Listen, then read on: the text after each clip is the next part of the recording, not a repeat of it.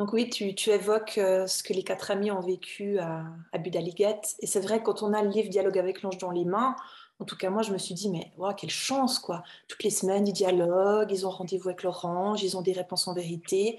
Ça a l'air tellement évident pour eux et ensuite on se retrouve avec nous, notre propre vie, notre propre, soif aussi de rencontrer notre ange et je rejoins du coup la question de Jeanne dans ton livre là, à la page 35, où elle te demande, vous dites que dialoguer avec son ange est naturel. Si c'était si naturel, tout le monde le ferait. Moi, j'ai beau essayer de lui parler, je ne l'entends pas. Pourquoi je n'y arrive pas? C'est vraiment une question qu'on se pose tous, quoi. Si on est là ce soir, c'est comment se fait-il qu'on n'y arrive pas à ce naturel?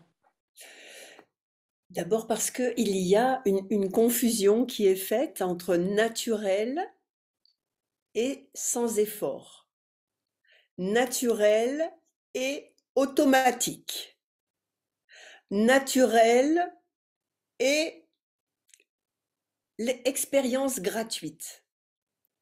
Comprenez que le mot naturel, pourquoi le dialogue avec l'ange est-il naturel?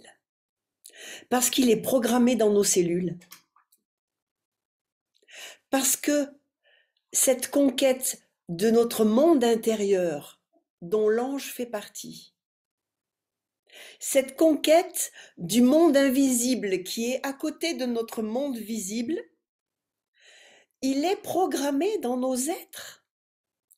Ce n'est pas une option de vie pour gens qui s'intéressent à la spiritualité.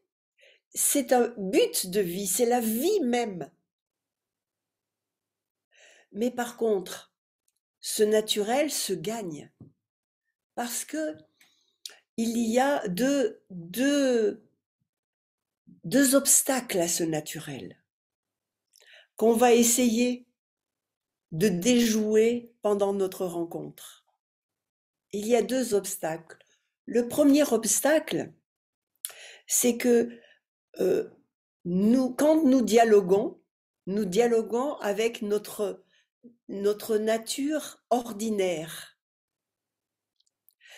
Notre nature ordinaire n'est pas naturelle parce elle est pleine de peurs. Elle est pleine des peurs de notre histoire et il se trouve que nous projetons sur notre ange ce que nous avons vécu avec les protagonistes de notre passé, de notre histoire.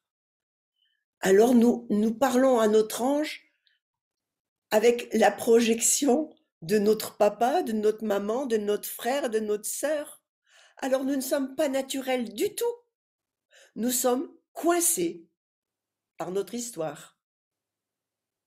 Donc on comprend bien que pour pouvoir dialoguer avec son ange, il faut d'abord se libérer de son histoire et on a à se libérer chaque fois qu'on lui parle. Hein.